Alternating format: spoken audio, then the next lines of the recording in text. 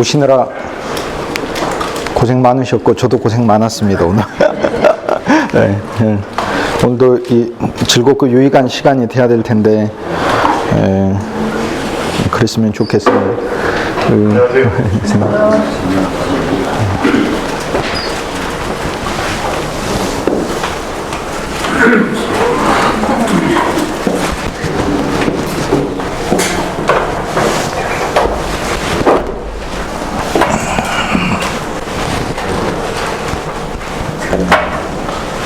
미 대륙에서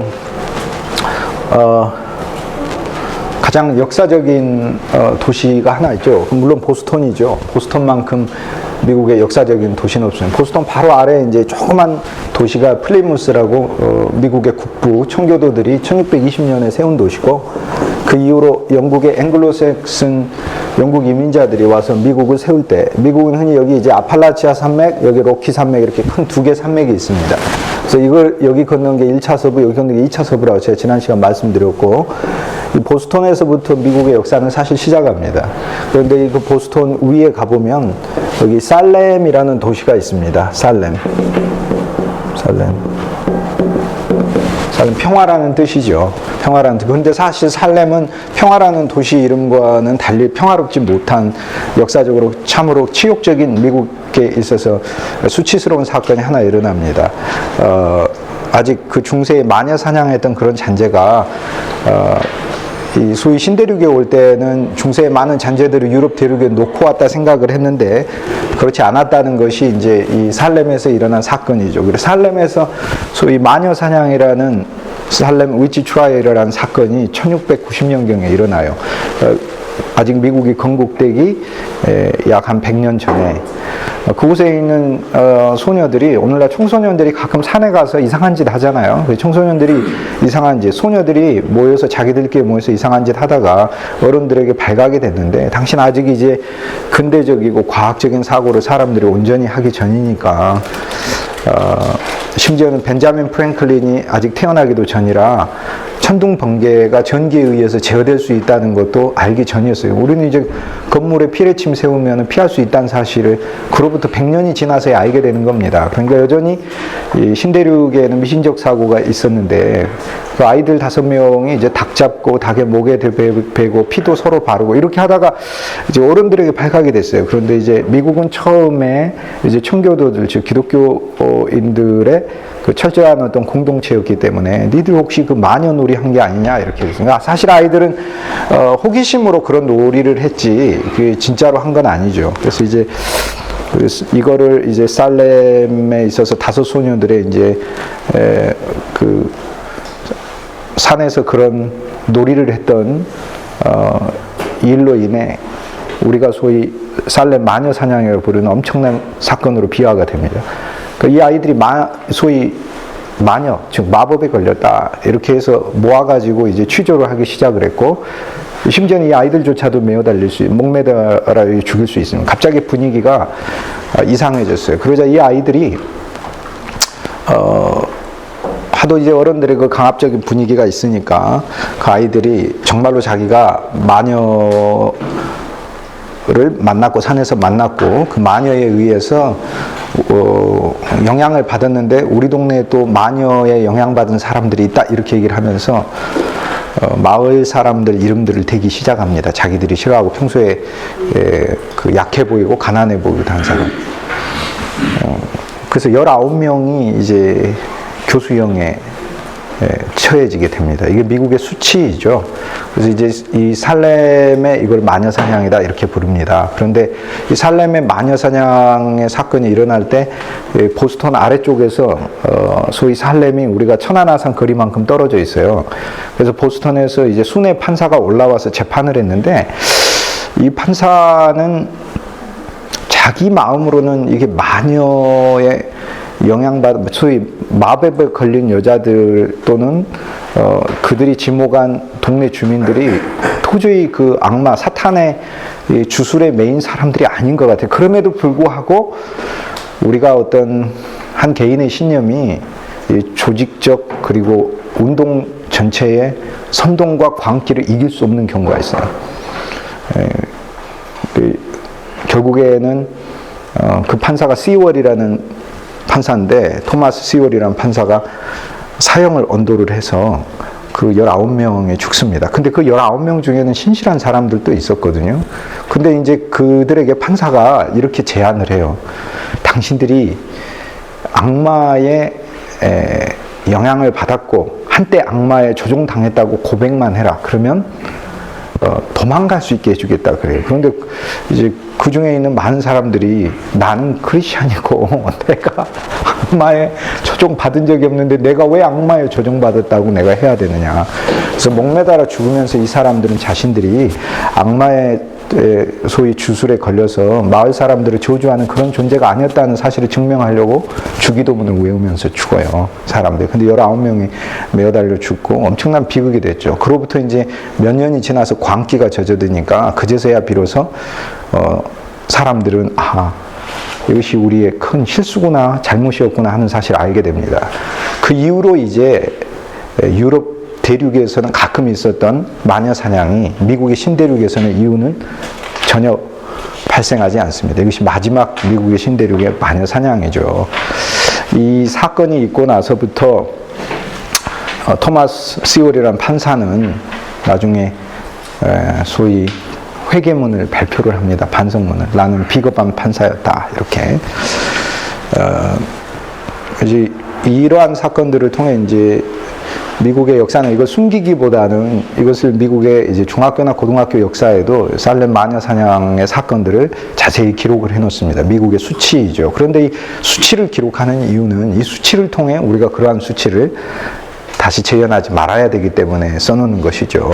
역사란 우리가 잘한 일만 이야기하는 자기 환상 속에 기록되는 것은 그건 역사가 아닌 거예요. 우리 민족의 어떤 부분이 부끄럽고 또 우리 어떠한 면이 진실로 바뀌어져야 하는가에 대한 비판적 성찰이 들어가는 역사관만이 이게 진짜 좋은 역사관이죠. 이 살렘은 그래서 이제 마녀 사냥으로 유명하고요. 또 하나 유명한 게 그 다음에 100년이 지나가지고 1790년 정도가 되면 미국이 자랑하는 세계적인 문학가 나다나엘 호손이라는 사람이 태어납니다. 그래서 미국 사람들의 머릿속에는 살렘 그러면 악명 높은 마녀 사냥과 동시에 지금은 이제 마녀 사냥을 했던 그 사람들을 기려서 기념비, 그 밑에 이제 사과문까지 써놓은 기념비를 세워놨어요. 근데 이제 1692년에 마녀 사냥이 있고 나서 100년이 지나서는 나다나엘 호손, 주홍글씨라고 이렇게 유명한 소설 있잖아요. 그 쓰신 분이 거기서 태어나서 살렘의 명예를 순식간에 또 회복을 시킵니다.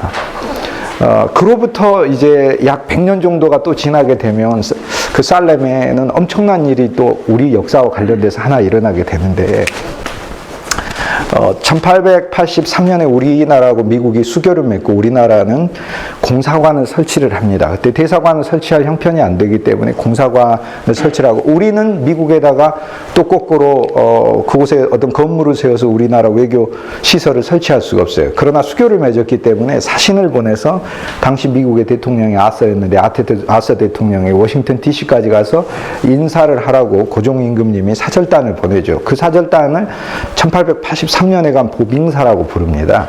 이 보빙사가 이제 출발하는데 보자는 갚을 보자, 빙자가 초빙할 빙자에서 해외 사절단을 초빙을 한 것에 대해서 우리가 갚는다라는 의미로 가게 되는데 인솔자는 그 유명한 명성황후의 조카인 당시 조정의 실세인 민영익이었고 이게 일군의 그룹들이 청나라 청년이 영어와 우리말을 할 줄 아는 통역관들 여럿을 대동하고 조정의 중신들과 함께 떠납니다. 그때는 이제 뭐 비행기가 있던 시대가 아니니까 라이트 형제가 비행기도 만들기 전이니까 우리나라는 이제 한양에 있으면 한양의 사대문에서 마포 쪽으로 말을 타고 가가지고 마포에서 이제 한강나루에서 작은 배를 타고 인천에 가서 인천에서 큰 배를 타고 미국으로 가는 배는 일본에만 있습니다. 그래서 일본 요코하마까지 갑니다.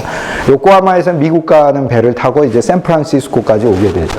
그래서 미국의 서부에 오면 제가 지난주에 여기 큰 도시 시애틀이 있고 그 밑에 샌프란시스코, 포틀랜드가 여기 있고 샌프란시스코 있고 로스앤젤레스, 샌디에고 이런 미국 서부의 주요한 도시들이 있는데 가장 큰 항구는 샌프란시스코죠. 그래서 이 샌프란시스코는 국제적 항구였죠. 그래서 이제 일본에서 오는 배가 이쪽으로 들어와서 샌프란시스코로 대륙횡단 열차를 타고 뉴욕을 거쳐서 워싱턴 DC까지 가게 되는 겁니다. 민영 그룹들이. 그래서 이제 사실 이제 이 사건을 제가 자세히 이야기할 수는 없고, 여기서 민영익이 이제 여러모로 큰 그 지식을 배우게 되고 또 새로운 깨달음을 얻게 되고 국제적 감각, 글로벌 센스를 얻게 되고 그리고 귀국하게 되죠. 그래서 우리나라에 여러 면에 있어서 이 개화적인 정책도 시행하고 뭐 유병공원도 만들고 외국인에 대해서 문호도 개방하게 되고 그런 여러 일들이 일어나게 됩니다. 또 한국에 선교사들이 오게 되는 계기도 이 사건을 통해서 만들어지게 됩니다. 근데 문제는 여기에 이제 가가지고 미국의 대통령을 만나고 한국의 젊은이들 중에서 아주 똑똑한 젊은이 육일준이라는 젊은이를 이곳에다가 미국에다 놓고 옵니다. 그래서 이 육일준이 1883년도에 우리나라 역사상 최초로 미국에 대학생은 윤치원대, 5년 후에 윤치원대, 대학생이 아니라 이제 고등학교에 들어갔습니다. 중고등학교 과정에 들어가서 육일준이라는 젊은이가 살렘에 있는 덤머 아카데미라는 꽤 좋은 학교에 입학을 하게 됩니다.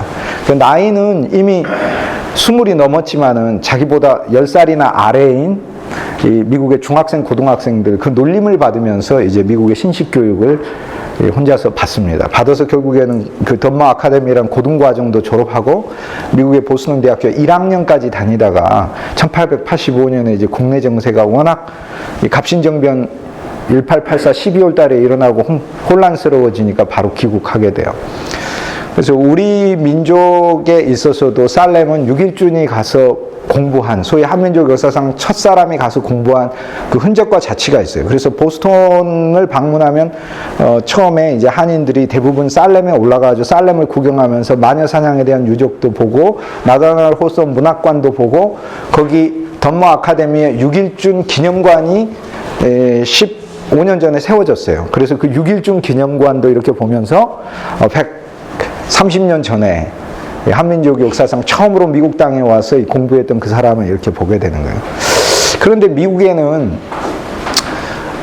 살렘이라는 곳이 이곳 말고 또 똑같은 이름의 유명한 곳이 한 곳이 또 있어요. 어디가 있냐면 여기가 살렘이라는 곳이 있어요. 여기가 살렘이 있어요. 자, 우리가 어디 사십니까? 광주 삽니다. 어느 광주입니까? 전라도 광주입니까? 경기도 광주입니까? 이렇게 해야 돼요. 사실 미국에는 이 살렘이 제일 유명한데, 근데 서부 사는 사람들에게는 이 살렘도 유명합니다.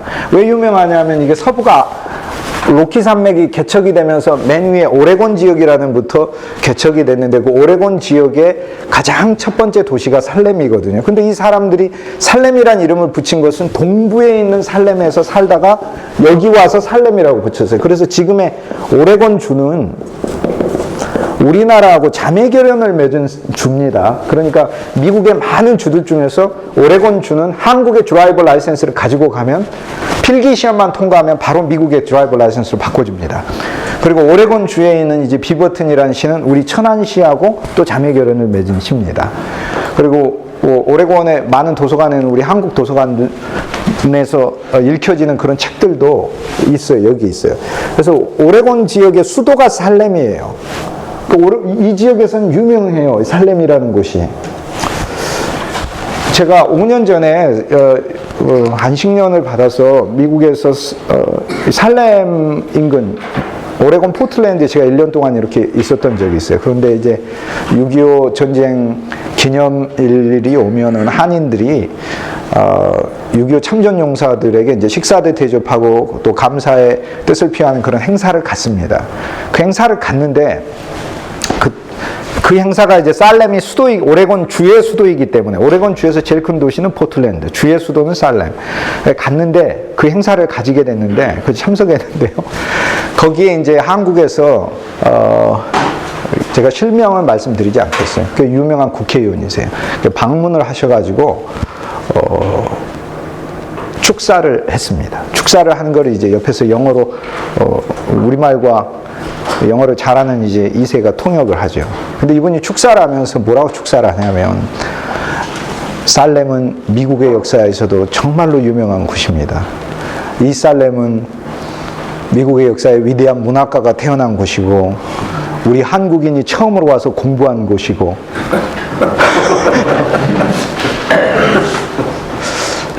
진짜로 그렇게 했어요.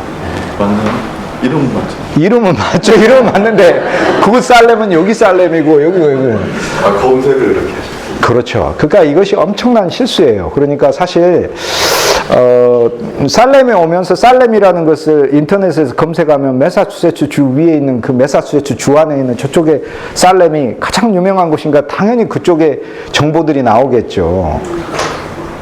그런데 그거에 대한 어떤 이제 구체적인 게 없고 또 전문적으로 한번 점검을 하거나 물어봐야 되는데 그거 없이 망신도 그런 망신이 사실 없었어요. 저는 정말 부끄러워가지고 어떻게 있을 수가 없었어요. 그거를 이제 통역하는 사람, 황당한 거예요. 처음에는 몇 마디 했는데 계속 얘기 들어보니까 더 황당한 거예요. 그래서 거기 있는 미국 사람들도 정말 얼마나 황당했을까 그런 생각을 해봅니다. 제가 이 얘기를 왜 하냐면 우리가 사실 역사라는 것은 관점에 따라 틀리기도 하지만은 관점에 따라 틀린 것은 괜찮습니다. 그건 관점이기 때문에. 그런데 관점의 문제가 아니라 더 구체적인 어떤 역사적 지식이나 이해가 없으면은 엄청난 실수를 벌이게 돼 있어요. 많은 실수들을. 최근에 저는 인터넷에서 이런 글을 읽어본 적이 있어요. 3월 1일 날 독립운동이 일어날 때, 3.1 만세 운동이 일어날 때 고종임금님이 1919년 1월 달에 승하하시고 그의 인산일이 되어서 3월 1일 날 만세 운동이 일어날 때 33인이 명월관이라는 룸사롱에 모여가지고 술판을 벌이면서 독립선언문을 낭독했다. 이렇게 이제 쓴 글을 읽어봤습니다. 그렇게 쓴 글을 혹시 읽어보셨나요? 혹시 그런 얘기 들어보셨나요? 이렇게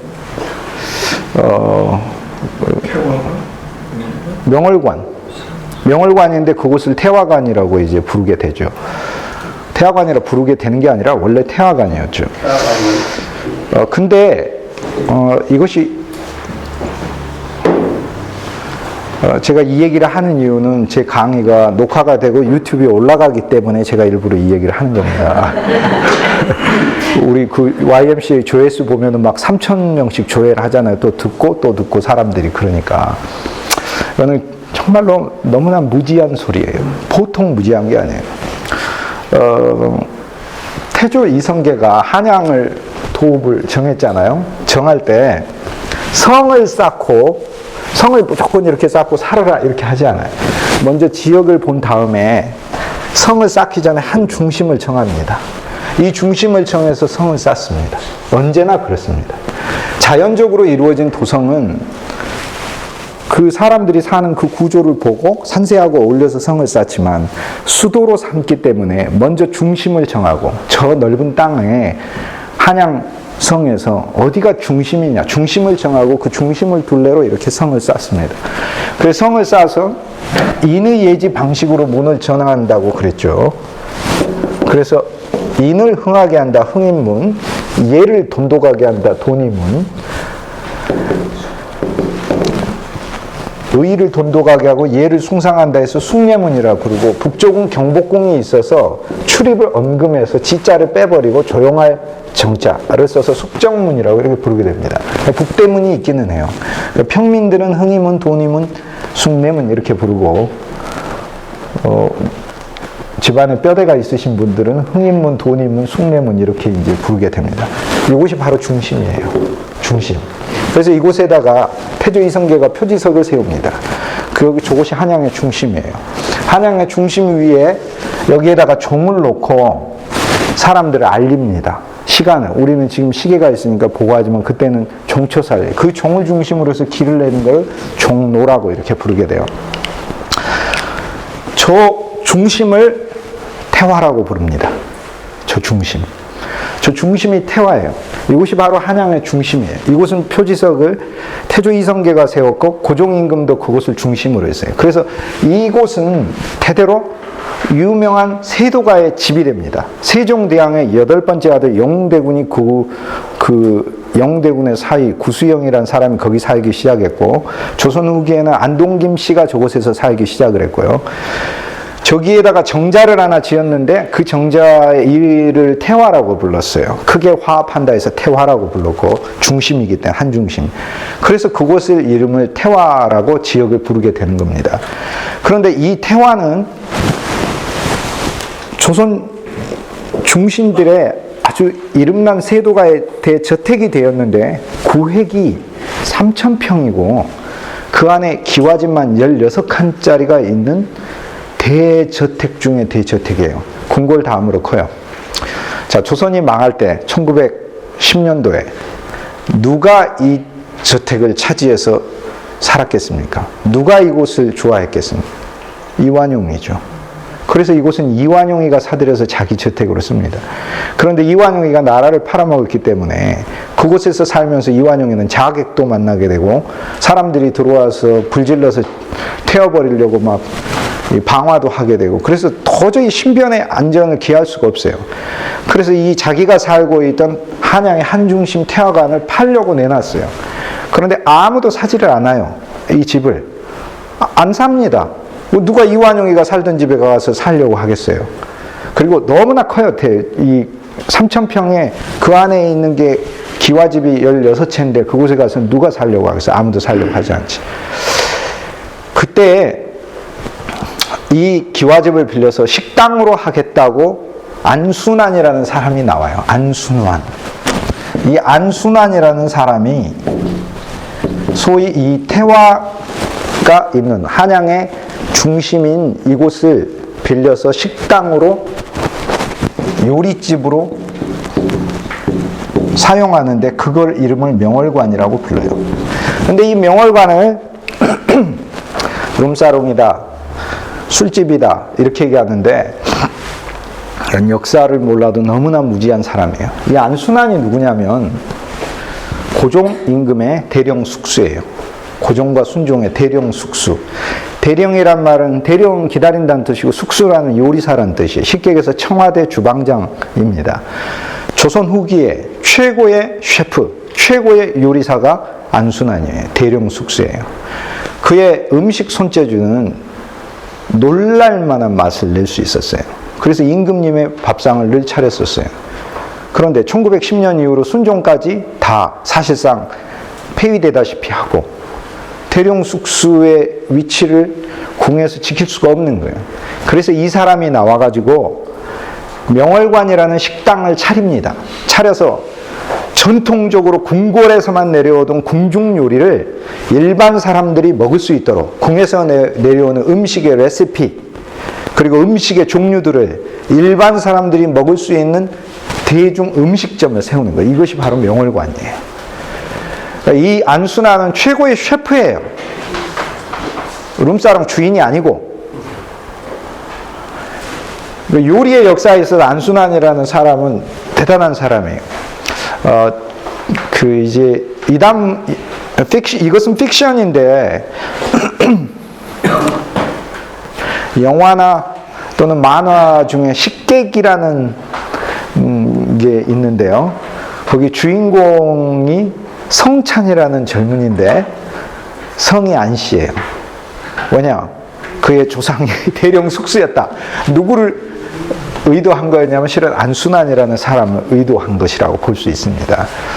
그래서 이 안순환의 명월관은 그냥 식당이에요. 물론 거기엔 기생도 있고 술도 팔고 그렇습니다. 근데 이곳은 그런 곳이 아니에요. 오늘날 우리들이 알고 있는 그런 룸사롱이 전혀 아니고 웨딩홀이라고 이렇게 생각하시면 되겠어요. 돌잔치, 회갑잔치, 각종 사람들의 모임 이렇게 갔습니다. 제가 준비해온 사진이 명월관에서 식사하는 목회자들입니다.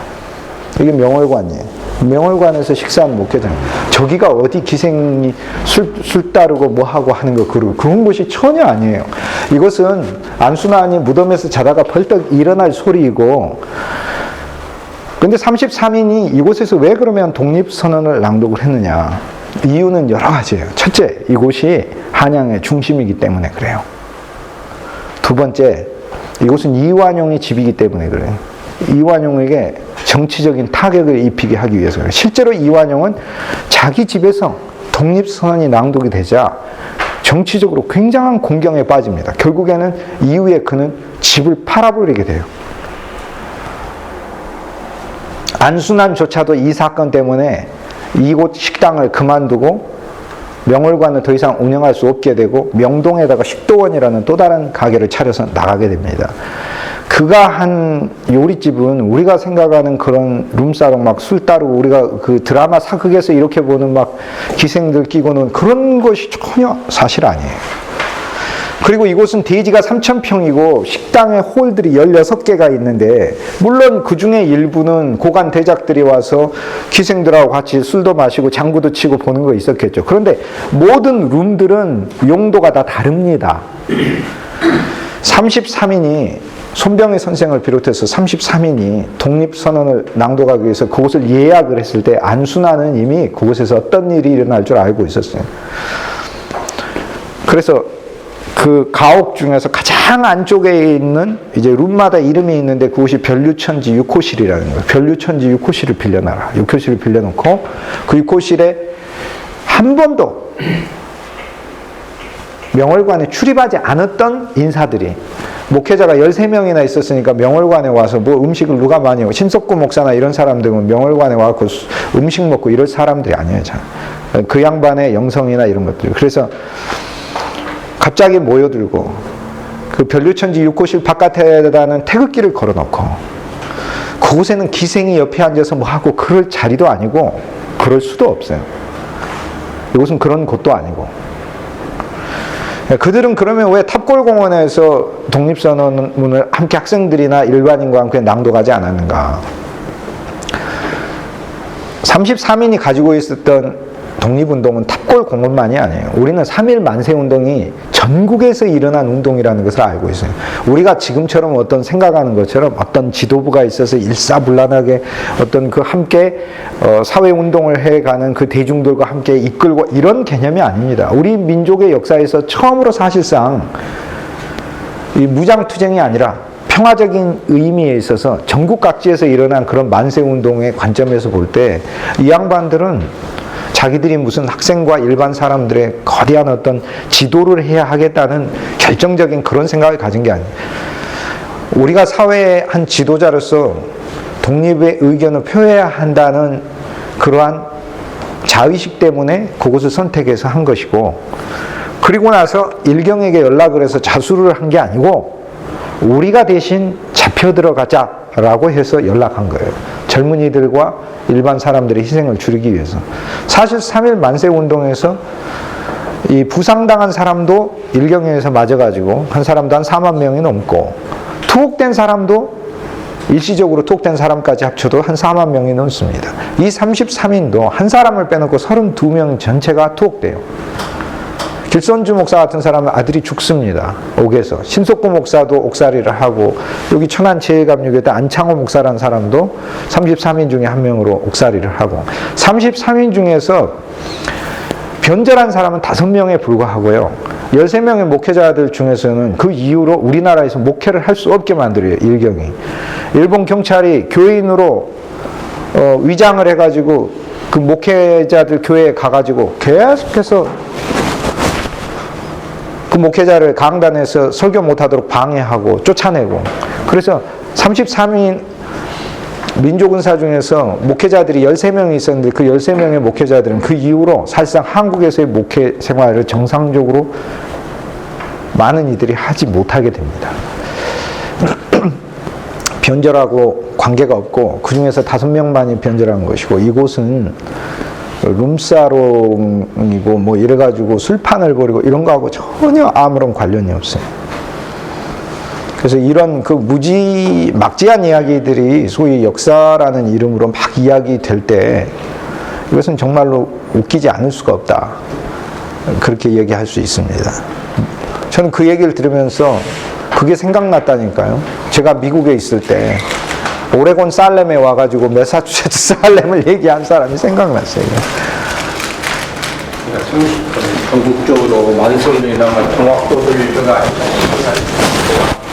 아니요. 만세운동도 이미 2월 달부터 일본에서도 일어났고 우리 천안에서도 일어났고 곳곳에서 다 일어나고 있었어요. 그러니까 오늘날 우리가 생각하는 것처럼 탑골공원에 이 33명이 뭐 같이 모여가지고 스크럼 짜고 그런 식의 운동 개념으로 생각하시면 안 된다는 거죠.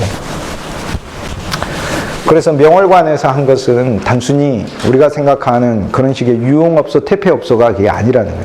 명월관은 음식의 역사에 있어서도 사실상 궁궐에서만 내려오던 특수계층의 음식을 오늘날 모든 사람이 먹을 수 있도록 안순환 씨에 의해서 레시피가 개발이 돼서 오늘날 우리가 그걸 누리고 있습니다. 우리는 TV에서 유명한 셰프들을 많이 보잖아요.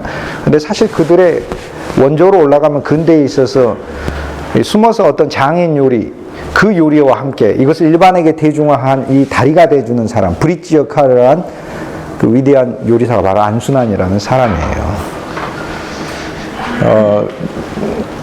이거는 그런 방식으로 이게 볼 수가 없다. 명월관이 무엇인지도 모르고 그 태화가 어떤 의미를 갖는 곳인지도 모르고 총체적으로 모른 채 그냥 그곳이 요리 따르고 기생이 있고 술이 있었다 이런 것을 조합을 해서 그곳에 와서 룸사롱에 와서 술판을 벌이면서 만세운동을 벌였다 이렇게 가정해가지고 아무런 사료와 관련도 없이 이야기하는 것은 그는 역사를 오도하고 모독하는 것이다 이렇게 얘기할 수 있죠.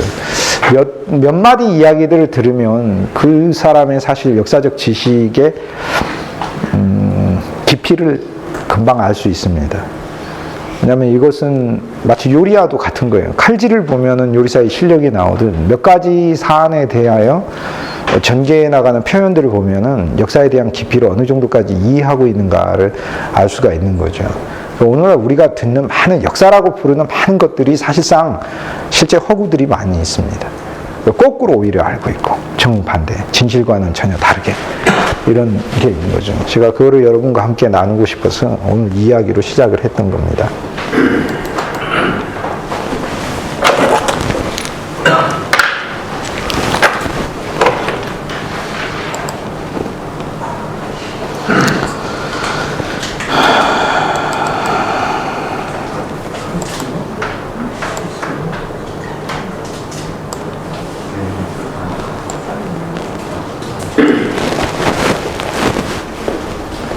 저는 여러분에게 동전을 좀 보여드리려고 왔는데 2000년 전 로마 제국의 동전들이에요. 근데 이게 전체가 동전인데 이번 학기에 몇 개나 볼지는 모르겠어요. 오늘 몇 개를 여러분과 함께 보려고 합니다. 지금 보고 계시는 동전의 사이즈는 이 정도에 불과합니다. 저 동전을 제가 가지고 있지는 않습니다. 저 동전은 카이사르의 동전이에요. 줄리우스 카이사르가 한 동전이에요. 줄리우스 카이사르의 동전이에요. 44년 BC에 나온 동전이고 카이사르 엠페라토르 이렇게 되어 있습니다. 그리고 이제 초승달 모양이 있고 파테르 아버지라는 말이고 이제 마르쿠스 감을 가리킵니다. 카이사르의 동전은 사이즈가 이 정도 합니다. 그냥 이거 보고 계시는 이 정도 순은입니다. 저거를 영어는 달러, 미국의 돈은 달러, 유럽의 돈은 유로, 일본의 돈은 엔화, 일본 돈은 엔화, 중국 돈은 필리핀은 그렇죠. 로마 제국은요. 로마 제국은 기준을 데나리온이라고 합니다. 이제 아시겠죠? 로마 제국은 기준을 데나리온. 이 데나리온은 하루 일당을 가리킵니다. 우리나라 5만 원권에 해당한다. 이렇게 해요. 그 데나리온을 기준으로 해서 10분의 1 데나리온, 10분의 2 데나리온, 10분의 3 데나리온에서 이름이 붙게 됩니다. 지금 보고 계시는 거는 이 정도 사이즈 되는 동전인데요. 제가 지금 가지고 있는 이 동전은 아프리카누스 스키피오 동전이 잠시 후에 보여드리겠습니다. 이거는 그 스키피오 장군을 기념하여 로마가 발행한 동전으로 2100년 전 거고, 이거는 2000년 전, BC 44년이니까 2000년 전 동전이죠. 지금도 있습니다. 그런데 지금 가격은 얼마 하냐면 17,240불 정도 합니다. 하나에. 그래서 줄리우스 카이사르의 동전이 얼마 하죠? 저러면? 이 정도 한 개에 얼마 한다는 거죠? 1,800만 원. 필요하신 분은 여기 구입하실 수 있습니다. 미국의 유명 동전 경매에 가셔가지고 공식적으로 구입할 수 있습니다. 저런 동전들은 이제 감정하는 사람들이 미국의 고고학 교수나 역사학 교수가 와서 정식으로 감정해서 거기다 사인까지 딱 해가지고 진품임을 자신들의 이제 그리고 다 이름들이 있어요. 이게 번호가 있어요. 코인 번호가 있어서 가져가지는 못해요. 코인 아날로그이기 때문에 결코 같은 코인이 없어요. 다 다릅니다. 각각 찍어내기 때문에. 그래서 오늘은 이제 몇 개 코인을 여러분과 함께 보도록 하겠는데요. 이걸 데나리온이라고 이제 부릅니다.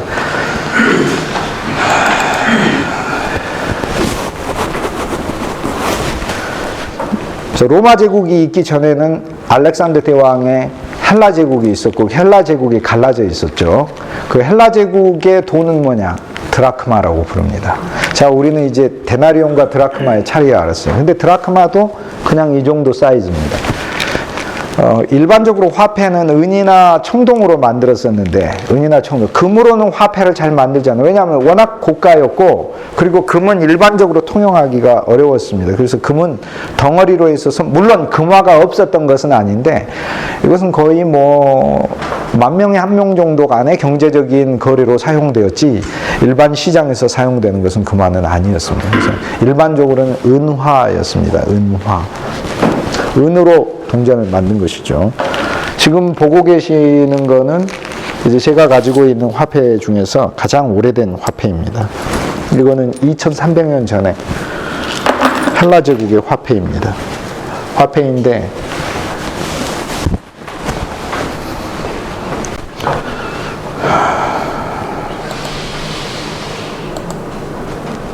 앞부분에 헬라의 신이 있고 뒷부분은 여기 사진이 없네요.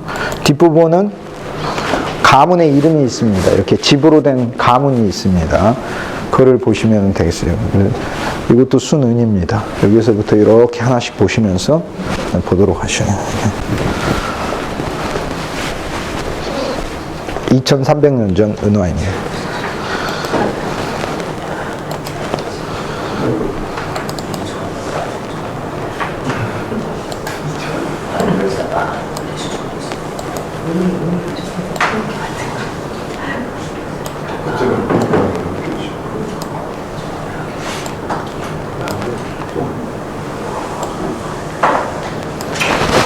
이건 알렉산더 대왕 때 동전입니다.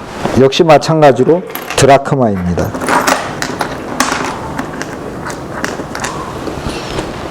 알렉산더 대왕의 모습인데 실은 제우스 신상의 얼굴을 가지고 사자 가죽을 뒤집어 쓴 알렉산더 대왕으로 이렇게 묘사를 했습니다.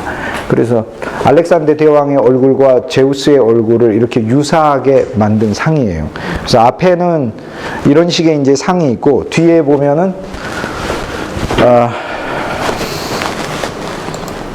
제우스 신이 이렇게 앉아 있어요. 그래서 앞에는 상이 있고 뒤에는 제우스 신이 앉아 있습니다. 이렇게 돌아가시면서 이렇게 보도록 하시면 되겠습니다.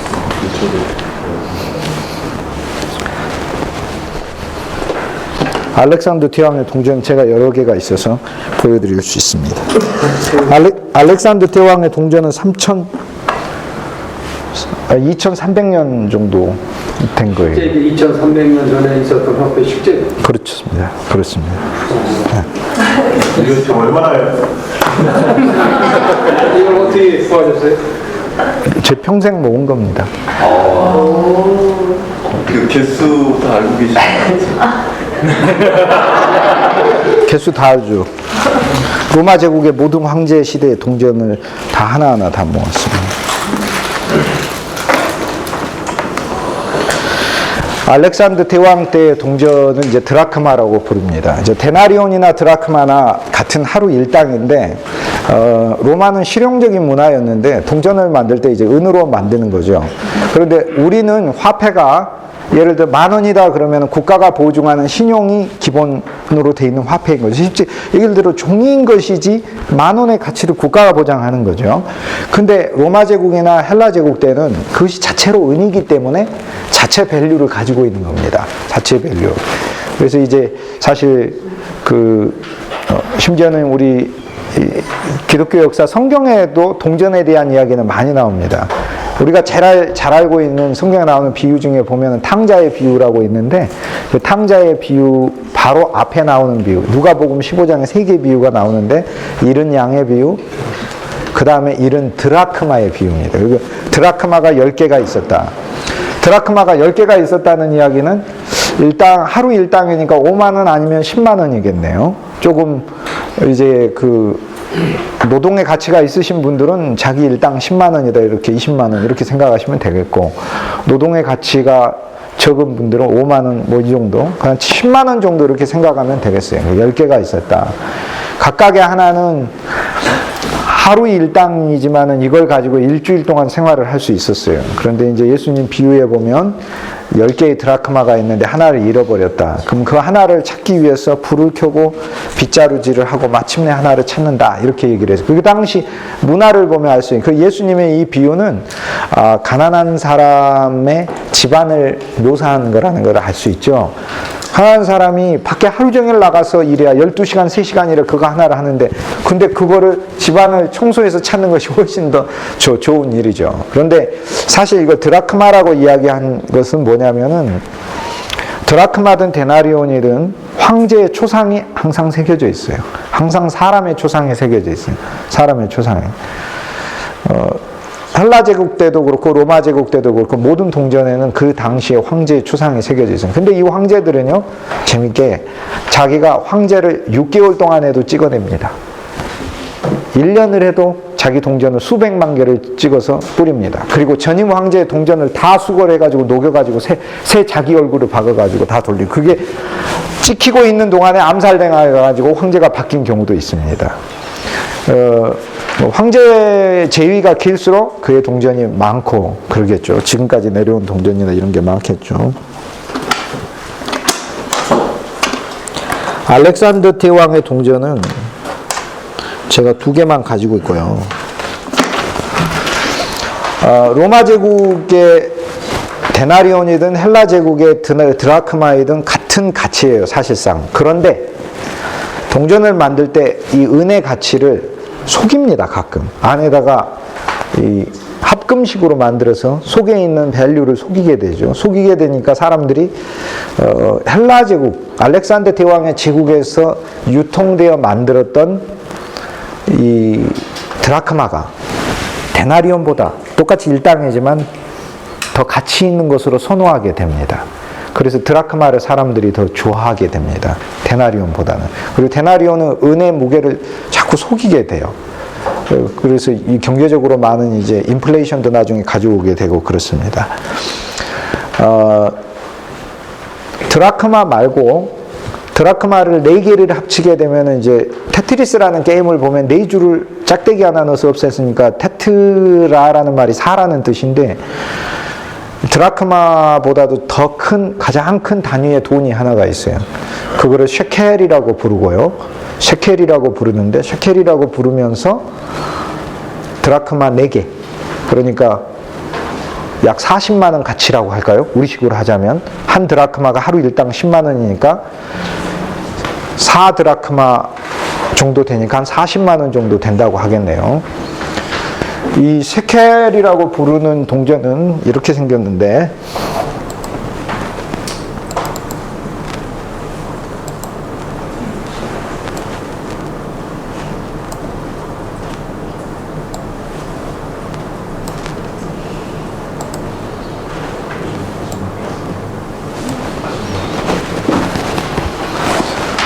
알렉산더 대왕의 헬라 제국이 나눠지고 나서 셀류키드 왕조라는 때가 있었어요. 그 셀류키드 왕조 때 만들어진 동전입니다. 그러니까 지금부터 2100년 전 동전이죠.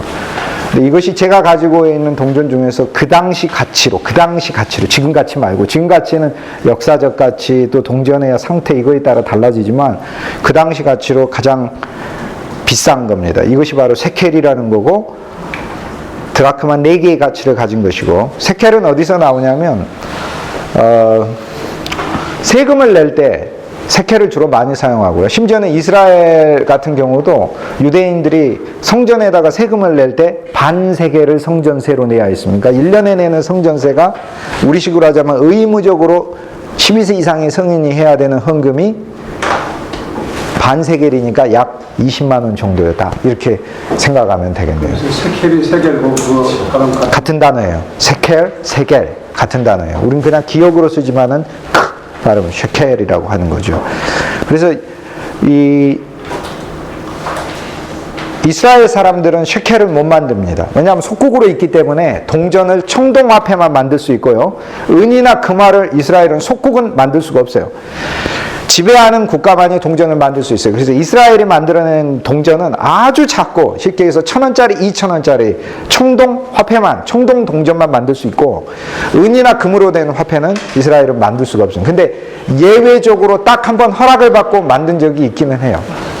옛 시대 때.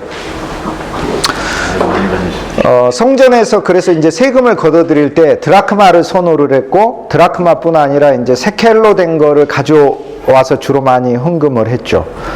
이스라엘은. 성경에 보면 예수님이 십자가에 못 박히실 때 가룟 유다라는 사람이 예수님을 팔게 되는데 은 30을 받았다 이렇게 얘기를 해요. 그런데 은 30이라고 이렇게 나와 있는데 성경엔 은 30개라고 이렇게 돼 있어요. 근데 그건 드라크마를 가리키는 게 아니에요. 왜냐? 성전에서 바치는 성전세로는 주로 세켈을 많이 받았기 때문에 반 세켈을 내야 되니까 2 드라크마를 낼 수도 있지만은 한 세켈을 가지고 아버지 아들이 내면 되는 거거든요. 그래서 은 30개였다 하는 것은 세켈을 30개 받았다는 이야기니까 한 세켈에 40만 원 정도 되겠네요. 그러면 우리는 이제 예수님이 얼마 가치에 팔렸는지 알 수 있습니다. 한 600만 원 정도 받고 예수님을 가룟 유다가 넘겼다. 이렇게 알 수 있습니다. 지금 보고 계시는 것이 이것이 바로 안티오쿠스 유게르투스 시대 때 역시 마찬가지로 제우스의 신의 모습을 하고 알렉산더 대왕이 죽고 나서 그 부하 장수에 의해서 세워진 왕국이죠. 셀루키드 왕국. 지금의 시리아 쪽 그쪽에 있었던 왕국이죠. 거기서 펴낸 동전인데 이 동전이 당시에 제일 유명한 거죠. 그러니까 이거 하나를 보면 사람들이 그때는 정말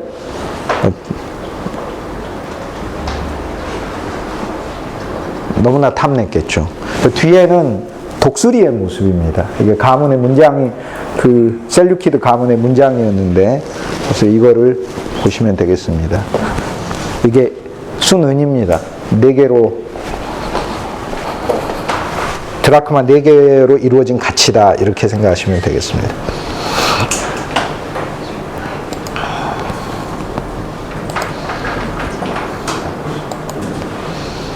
교수님 부자시네요.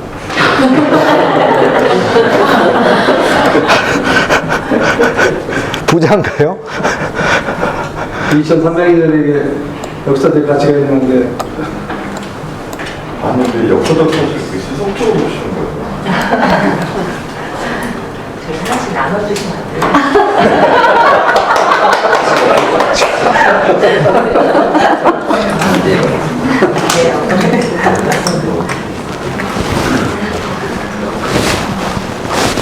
이거 머리가 무게중이라고 너무 오래 걸리시네. 아니 아예 자세히 보셔도 됩니다. 여기서는. 아니 머리가 무게서 너무 소리가 이게 아까 이야기하는 드라크마 4개, 헬라제고 드라크마 4개. 이거 30개를 받고 예수님을 팔았죠. 이거 하나에 40만 원 정도씩. 그때 돈 가치로.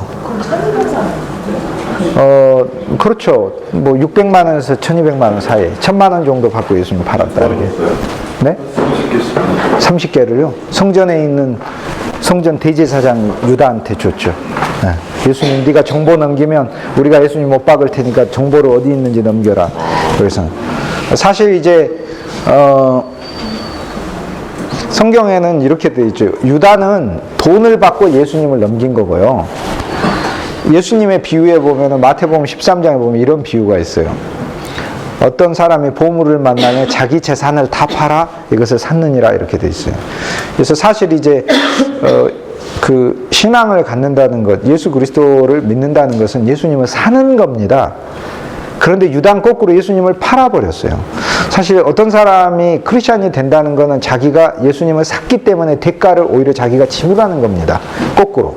그런데 유다는 자기가 대가를 지불하고 예수님을 얻는 게 아니라 예수님을 포기하고 돈을 선택한 것이죠. 거꾸로의 삶이죠. 정반대로.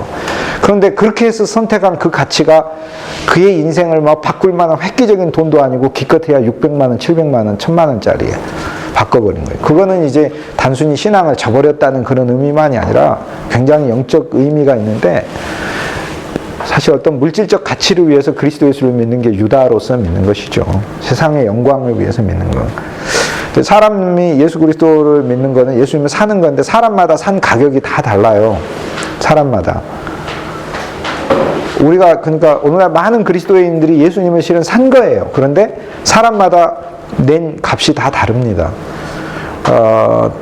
요셉이라는 인물이 창세기에 보면은 이집트에 끌려가고 나중에 총리가 되는데, 이집트에 끌려갈 때 은 20세겔에 팔려가거든요. 그때는 이제 은을 이런 식의 동전이 아니라 무게로 달아가지고 은 20을 줬겠죠. 그것도 굉장한 그 정도 가격이었어요. 그 정도 되는 은을 20개를 달아가지고 줬겠죠. 요셉의 가격은 그 정도였죠. 그러나 나중에 요셉이 총리가 되면은 그 총리로서 요셉이 가지고 있는 그의 지식과 그의 경륜과 그가 가진 그의 모든 능력은 20세겔짜리가 아닌 거죠. 국가를 구할 수 있는 인재의 가격인 거죠. 지금은 이제 우리가 빔 프로젝터 이렇게 설치되어 있고, 노트북도 가는 데마다 다 있고, 학교에도 가면 요즘은 국가가 지원을 그래도 잘해서 대학들에, 저희 호주대학교는 국가 지원을 그래도 많이 받아서 교탁에, 전자교탁에 다 있습니다. 그래서 버튼만 누르면 전부 다 쉽게 빔 프로젝터 컴퓨터 다 사용할 수 있습니다. 없어도 되죠. 제가 12년 전에 2002년도에 제가 천안이라는 곳에 처음 왔어요. 그래서 호수대학교에 이제 오게 되어서 2002년도부터 제가 호수대학교에서 강의를 시작을 했는데, 2003년도에 이제 정식으로 교수가 돼서, 그래서 이제 지금까지 이제 14년째입니다. 근데 2003년도에 이제 제가 교수가 됐을 땐 빔 프로젝터가 방마다 설치되어 있지 않고 한 대 이렇게 사무실에 있었어요. 그래서 그걸 빌려다가 썼고, 노트북은 제가 가지고 이거 들고 다녔어요. 노트북 안에 이런 이제 이미지 자료들이 많이 있는데, 그 노트북을 가지고 매일 학교에 이렇게 왔다 갔다 이렇게 하는 거죠. 매일. 그래서 설치하고 수업 시간 전에. 근데 지금은 사실 정말 편하게 돼 있어요. 앞에 다 컴퓨터하고 이게 빔 프로젝트 연결돼서 이미 설치되어 있으니까. 근데 노트북을 그때 들고 다닐 때 노트북이 무거운 거예요. 무거워서 당시에 일본의 H사 노트북이 용산에서 팔았는데요. 당시 가격으로 230만 원, 14년 전 가격으로. 너무나 가벼워서 1점 몇 킬로밖에 안 되고. 그래서 야, 이거는 제가 학생들 강의하기에 참 좋겠다. 이제 학생들에게 이거 가지고 강의 쉽게 할 수 있겠다 해서 샀어요. 샀는데 들고 다닐 수가 없어요. 왜냐? 너무 비싼 걸 사가지고 잊어먹을까 봐. 진짜. 그 이후로 저는 지금까지 여러 번 노트북을 바꿨는데 가장 싼 노트북으로 지금까지 사서 쓰고 있어요. 언제나. 그러니까 잊어먹어도 돼요. 뭐 30만 원 주고 샀는데 잊어먹어봐야 30만 원짜리 잊어먹는 거예요. 사실 기독교 신앙이라는 건 예수님을 사는 거예요. 사는 건데 싸게 주고 사면 잊어먹어도 돼요. 근데 자기 인생을 걸고 사면 잊어먹을 수 없는 존재가 되는 거예요. 오늘날 많은 사람들이 신앙이라는 것을 이렇게 생각할 때 단순히 믿는 행위인데, 사실 신앙은 대가를 치르는 행위예요. 그러니까 사람마다 다 예수님을 사서 가지고 있어요. 어떤 사람은 예수님이 뭐 돈 10만 원짜리도 안 되는 사람들도 있어요. 그 사람들에게. 그 사람은 예수님이 그냥 언제든지 버려질 수 있는 존재인 거예요. 그런데 자기 인생을 걸고 사면 자기의 보화이기 때문에 바꿀 수가 없는 거죠. 그게 바로 이제 좀 전에 보셨던 가장 큰 돈입니다. 가장 큰 돈.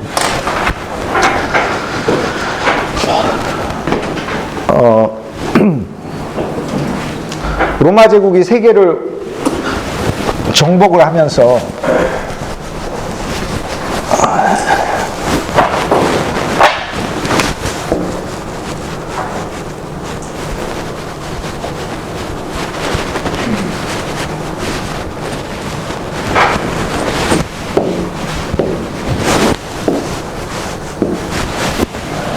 여기가 이스라엘 예수 그리스도가 태어난 땅인데, 로마 제국의 영토가 이렇게 되잖아요. 이렇게. 로마 제국의 영토가 2000년 전에 이 정도 됐어요. 첫 번째 황제 아우구스투스 시대 때. 근데 여기서 이제 이쪽에 살짝 줄어들죠. 이렇게 해서 여기가 이제 라인강하고 다뉴브강이 바로 경계선입니다. 제국의 경계선. 이 로마 제국을 광활하게 확장시킨 역사에 가장 유명한 두 명의 장군이 있는데, 하나가 카이사르고 하나가 폼페이우스라고, 제가 예전에 강의를 할 때 이거 얘기는 많이 했으니까 이 사람들 얘기는 오늘 하지 않습니다. 더 이상 하지 않는데, 폼페이우스가 이쪽 동방을 원정을 했어요. 그래서 폼페이우스가 실은 이스라엘 땅에 들어가 가지고 이스라엘을 로마의 속지로 만들어 버렸습니다. 만들어 버리고 나서는 이것을 기념하기 위해서 당시에 이스라엘로 하여금 동전을 발행할 수 있게 해줘요. 은화를. 이게 이스라엘 역사에서 최초이자 마지막으로 발행한 은화예요. 이게 예수님 탄생하시기 60년 전에 BC 64년도에 폼페이우스의 부하장군 플라티우스가 예루살렘을 정복한 다음 이를 기념하기 위해서 만든 동전이에요. 그래서 여기 보면은 흐려서 그러는데요, 유대인이 엎드려서 종려나무를 바치고 있는 이런 모습입니다. 이것이 바로 유다가 정복당했다라는 뜻이에요. 유다를. 이런 동전을 수백만 개를 만들어 가지고 뿌리는 겁니다. 주변 지역에. 그래서 지금은 우리가 이제 TV로 다 이제 그 상황을 다 뭐 실시간으로 생중계도 해주고 어떤 일이나 다 알지만, 이 시대 때 신문이 있습니까? 뭐가 있습니까? 전혀 뭐. 그런데 모든 역사적인 사실들을 알리는 가장 효율적이고 가장 영구적인 도구는 동전이에요. 이 동전으로 알리는 거예요. 황제가 바뀌었을 때 새롭게 황제 얼굴을 찍어가지고 황제 이름까지 적어서 다 알리게 된 거예요.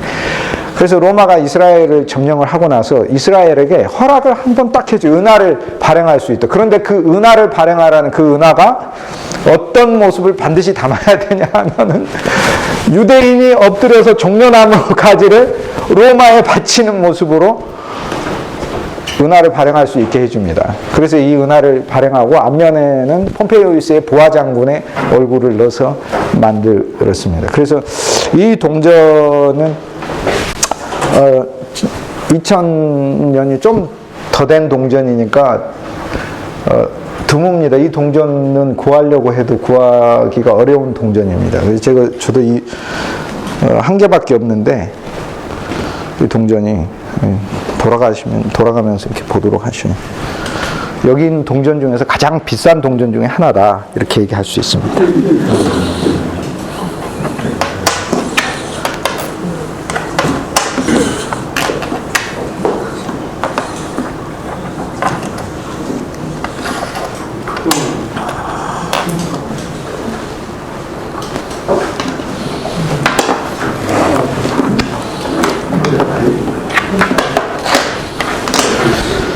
자, 5분간 제가 휴식하고 계속 하도록 하겠습니다. 여기 몇 가지 동전을 놔놨는데 오셔서 구경하시려면 구경하시도록 하세요.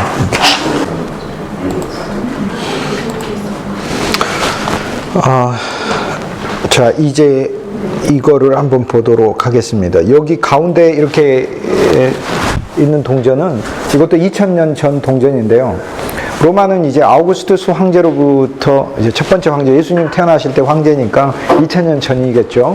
AD BC가 예수님에 의해 이제 역사가 갈라지는 거니까, 그때 초대 황제가 등장하기 전에 이제 공화정이다 우리가 부르죠. 초기에는 왕이 있었는데 공화정을 했다가 500년경부터 공화정했다가 이제 제정, 황제가 다스리는 정치 로마 시대가 2000년 전에 열리게 되는데, 그 공화정 때 투표하는 모습이 있는 동전이에요, 이게.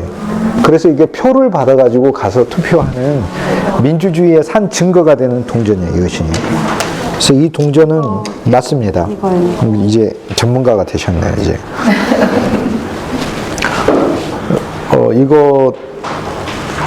이거는 정치하는 분들에게는 2000년 전에 지금식으로 하자면 국가의 중요 안건을 이런 방식으로 우리가 처리합니다. 지금식으로 하면 국회 생중계를 하는 것을 동전에 담는 것이다, 이렇게 얘기를 할 수 있겠습니다. 이게 바로 그 동전입니다. 앞에는 이 동전, 그 동전이 발행될 때의 집정관, 소위 이 칸슐라 얼굴이 있는 겁니다. 그래서 이거를 보시면 되겠고요. 그 다음 이 동전은 저에게는 없습니다. 비싸서 제가 저 동전은 구입을 할 수가 없어요. 저기 동전이 역사적 사건대로 이거를 구하자면 그런 습관이나 취미는 절대 갖지 말도록 하세요. 인간이 뭐에 빠지게 되면 절대 그런 거 안 좋아해요. 이렇게 벗어나기가 참 어려워요. 사람이 거기서. 그래서 이거는 저에게는 현재 가지고 있지 않아요. 그런데 여기 이렇게 보시게 되면 여인들을 이렇게 납치해서 가는 것을 알 수 있습니다. 이게 역사적인 어떤 그림들에 보면은 이제 많이 나오게 되는데, 뭐 예를 들면 한번 보시겠습니까? 이게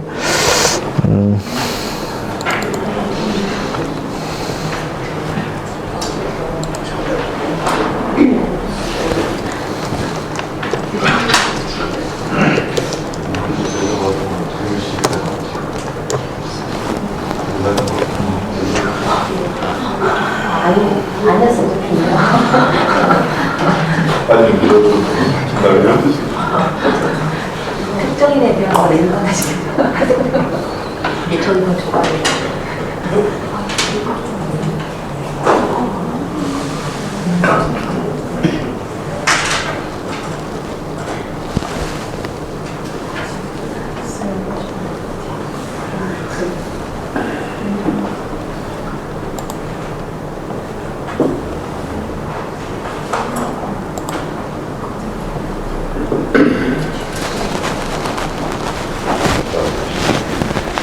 이 로마인이 사비네 여인을 훔쳐가는 장면인데요. 자, 로마라는 도시가 이렇게 BC 750년경에 세워졌었잖아요. 예수님 탄생하시기 750년 전이니까 이쪽에는 한참 아시리아 제국, 바벨론 제국이 있을 때네요. 그때 이 로마는 작은 도시였는데 주위에 있는 부족들이 여인들을 주지를 않았어요. 그러니까 로마 자체적으로 남자들의 수가 출산율이 많아져야 강성해지잖아요. 군인도 많고 일할 농부도 많고 또 무역할 사람들도 많고 이렇게 되는 거예요. 근데 여인들이 있어야 더 많은 혼인을 하죠. 없죠. 그런데 주변에 이 사비네라는 왕국이 있었으면, 소왕국이죠. 로마의 인근에 있는 소왕국이 있었는데 이 로마의 인근의 소왕국에서 봄에 잔치를 하는 겁니다. 큰 축제를 벌여요. 그러자 로마 사람들이 그곳에 축제 손님으로 참석을 하는데, 참석하기 전에 로마의 이제 여러 지도자들이 젊은 사람들과 계획을 해서 그곳에서 몰래 여인들을 훔쳐오자. 그래서 이것을 사비네 여인의 탈취다, 이렇게 부릅니다.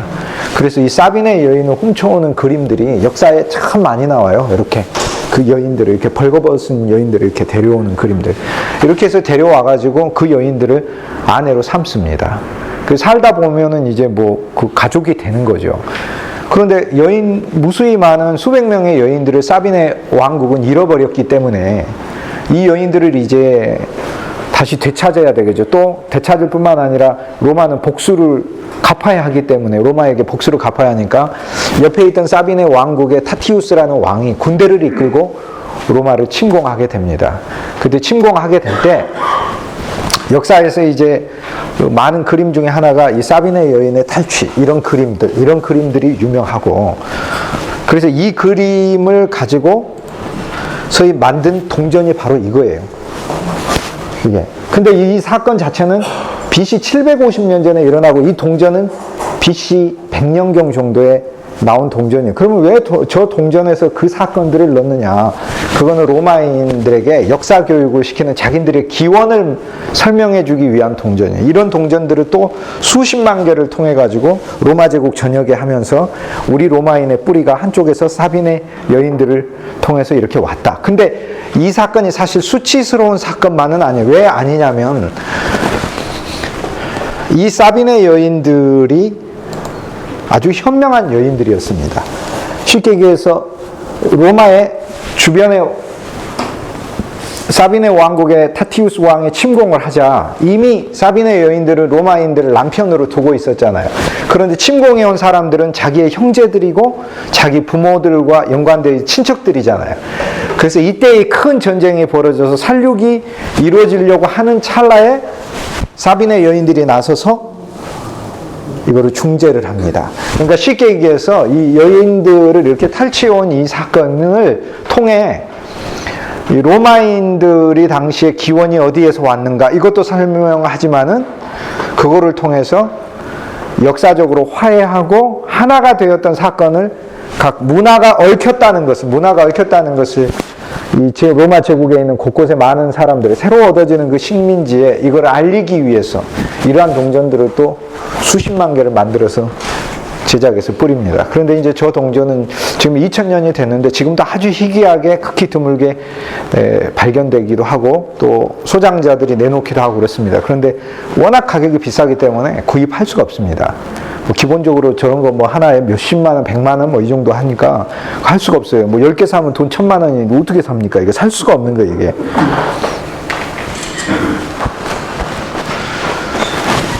이 그림이 역사적으로 유명한 그림입니다. 그래서 이 사건은 BC 750년경에, 그래서 로마가 세워지던 시기, 여인들이 부족해서 사비네 왕국에서 여인들을 훔쳐왔고, 그래서 그 사비네 왕국의 왕들이 침공해서 전쟁이 일어날 때, 그때 사비네 여인들이 이미 귀화해서 살고 있었는데, 이들이 바로 화해자로 나섰다라는 이 그림이에요. 그래서 사실 이 그림은 이제 그 당시에 BC 750년 전에 로마 역사의 사건을 설명하는 그림이지만 이 그림 자체를 그린 사람은 프랑스 대혁명 때 있었던 한 화가가 그렸습니다. 그가 이제 그 자코바인당 추종자였었는데 유명한 화가였는데 감옥에 갇혔다가 자기 아내가 이제 와서 이제 부인이 되게 이제 격려하기보다는 여보 왜 당신 안전을 생각하고 좀 평화적인 방법으로 사회적인 문제를 생각해야지 하는 그런 조언들을 했겠죠. 그거를 이야기를 들으면서 옥에서 곧 추록을 해요. 추록을 해가지고 저 그림을 그립니다. 그래서 프랑스 대혁명이 수많은 사람들의 그 피만 요구하는 그런 혁명이 되지 않기를 바라는 마음으로 저 그림을 그립니다. 그래서 저 그림은 이 소위 정치사회 역사에 있어서 유명한 그림이에요. 항상 양쪽 다 옳은 거죠. 그러나 우리에겐 중재자가 필요한 것이죠. 무엇인가 중재자가 필요한 거죠. 어리석어서 우길 수도 있는 거죠. 그럼에도 불구하고 중재자가 필요한 거예요. 모든 것은 피로만 해결하는 것은 아니기 때문에 그렇습니다. 그래서 이러한 방식의 사건을 설명하는 그림이 이 그림입니다. 근데 이때와 연관되어 이동전이 하나가 있습니다. 이게 타티우스 왕국의 이제 티투리라는 이제 왕이 쳐들어왔는데 그 왕국의 왕 이름이 티투리예요. 근데 사비네 왕국 입장에서는 지금 로마에 복수를 하려고 군대가 쳐들어오고 있죠. 근데 로마 안에서는 이 작은 도시죠. 그때는 이제 거대한 제국 전이니까 BC 750년 전이니까 이 로마에서는 한 여인이 사비네 왕국하고 내통을 합니다. 내통을 해가지고 소위 로마의 비밀들을 알려주고 로마 성문을 열어주면 이 당시 사비네 왕국 병사들, 귀족 병사들은 팔에 금으로 바른 이 소위 이 문장들을, 장식들을 가지고 있었거든요. 그러니까 이 장식을 주겠다고 이야기를 해요. 그래서 그 약속을 믿고 실제로 로마 성문을 열어줘요. 그래서 공격을 하게 된 거죠. 그래서 공격을 했는데 전투가 심각하게 벌어지려는 차이에 아까 봤던 이 사비네 여인들은 이렇게 나오는 거예요. 근데 로마의 여인은 로마를 정작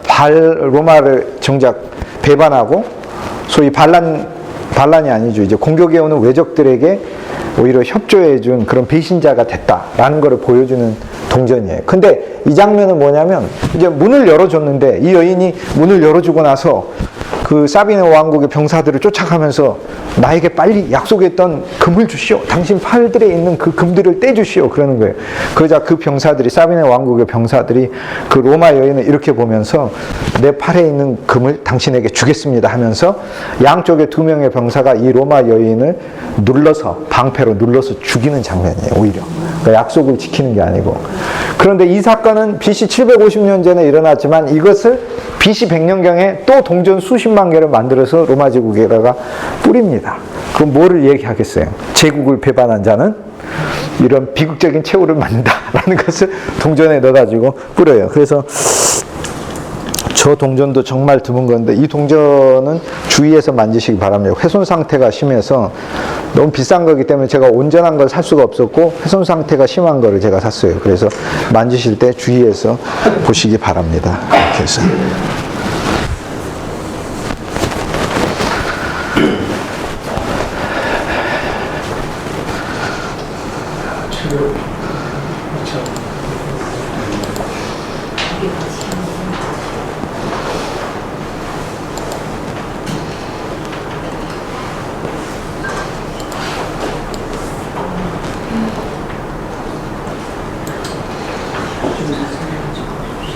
그게 사빈에 있는 여인들이 아름답지 않았을까요? 그러니까 자꾸 그려왔겠지. 그렇죠. 그러니까 로마 여인 질투가 생겨서 참. 그렇죠. 그렇죠. 성문을 열어주고 돈도 사랑하고 그러니까 여인이 이 여인과 이 여인은 자세가 같은데 대비되는 겁니다. 그래서 실은 이 여인의 이런 모습도 동전이 있기는 해요. 그런데 그 동전은 살 수가 없습니다. 구할 수가 없고 이 동전은 대신 로마 제국을 배반한 여인. 그러니까 자세는 비슷한데 같은 시대의 사건이 정반대의 사건입니다. 자세가 비슷하기 때문에 또 어설프게 역사를 이해하는 사람들에서 크게 오해되고 있는 동전 중에 하나입니다. 이게 이거를 뜻하는 걸로 생각해가지고 이게 착각하는 사람들도 있으면 자세가 비슷하니까. 근데 전혀 그렇지 않습니다. 자세 전혀 비슷하지 않습니다. 오히려 이제 어설프면 이걸 보면서 설명하면서 명월관 룸사롱 사건이 나오게 되는 거죠. 이게 바로 화해가 아니라 배반해서 방패에 의해서 눌려 죽임을 당하게 한 것이다. 이렇게 얘기할 수 있어요. 이제 봐야 될 동전은 바로 이 동전인데요. 이 사람이 바로 카이사르, 아까 그 동전은 제가 없다고 그랬죠. 2천만 원짜리. 그건 가질 수가, 제가 뭐 2천만 원짜리가 있겠어요. 그러나 여러분 중에 어떤 분이 사주면은 제가 가질 용의는 있습니다. 돈 많이 버셔가지고 하나 사주세요. 그래서 카이사르가 죽고 나서 카이사르가 이제 삼촌이죠. 그의 조카인 옥타비아누스를 후계자로 지목하고, 그래서 그 옥타비아누스가 이제 경쟁자 안토니우스를 물리치고 로마의 실권자가 돼서 BC 27년에 로마의 황제가 되죠. BC 27년에. 그래서 BC 27년에 우리가 로마의 황제가 된 거를 뭐라고 부르냐면 이제 아우구스투스라는 칭호를 원로원에서 받았기 때문이다. 그래서 그는 이 이후로 옥타비아누스라는 이름을 쓰지 않고 아우구스투스라는 이름을 그의 자기의 이름으로 씁니다. 이후로는 아우구스투스라는 이 이름이 황제를 뜻하게 됐다. 제가 말씀드렸어요. 이 사람은 AD 14년까지 황제를 했으니까 예수님 시대 때 황제죠. 로마 황제죠. 이 전체를 다스리고 팍스로 로마나를 만든 사람이고, 그 위에 자기 위에 바로 앞세대였던 폼페이우스와 카이사르가 세계를 정복해낸 이 로마의 기본 틀을 잘 발전시킨 아주 역사상 가장 위대하고 현명한 황제죠. 그의 칭호가 많죠. 첫 번째 로마 시민이라는 프린캡스라는 것도, 프린캡스도 그의 별명이고, 그 다음 엠페라토르가 오늘날 우리가 이 단어에서 엠페러라는 말을 사용하는데 로마 군사령관이라는 뜻이죠. 로마 군사령관. 그리고 또 하나가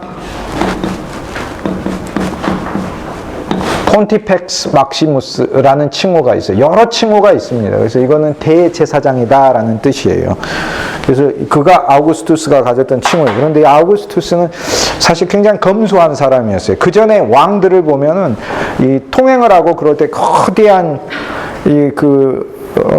자기 보좌에 앉아서, 이동식 보좌에 앉아서, 그 다음 뭐 금관을 쓰고 화려한 자주색 옷들을 막 걸치고 다니고 한 손에 호를 들고 이러거든. 근데 아우구스투스는 제2에 있는 41년 동안 공식 행사 때를 빼놓고는 보통 다닐 때 일상 로마 시민의 옷으로 그냥 입고 다녔고, 뭐 금면류관을 쓰고 다니거나 이런 일들이 없었어요. 그러니까 이 과시하는 것을 아주 싫어했던 왕이었어요. 그리고 옷도 그렇게 뭐 매일 갈아입고 그러지를 않았었습니다.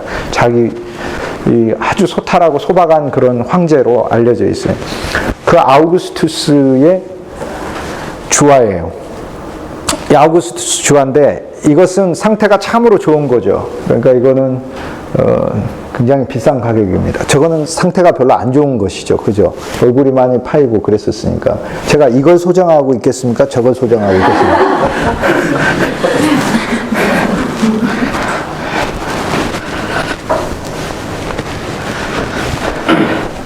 자, 또 하나 보도록 하겠습니다. 이제 이 동전은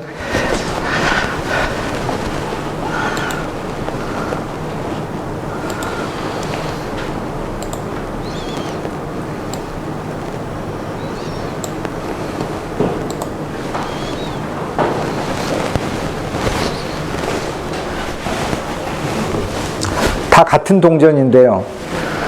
자, 아우구스투스가 죽고 나서 AD 14년에 아우구스투스에게는 아들이 없었어요. 그에게는 딸이 하나가 있었는데 이 딸들에게서 낳은 두 아들이 있었습니다. 그러니까 손자죠. 그러니까 여러분이 방금 보고 계시는 이 둘이 아우구스투스와 아우구스투스의 손자입니다. 아우구스투스의 딸, 그의 딸 그의 딸 줄리아에게서 난 두 아들입니다. 그러니까 손자죠, 손자. 줄리아의 아들이니까 아우구스투스의 손자입니다. 아우구스투스는 아들이 없었어요. 그래서 그가 죽을 때 양아들인 티베리우스를 양아들로 삼아서 그 다음 황제가 티베리우스가 됩니다. 그 다음 황제가. 그래서 이 티베리우스는 14년에서 37년까지 황제위에 있으니까 참으로 유명한 황제가 되죠.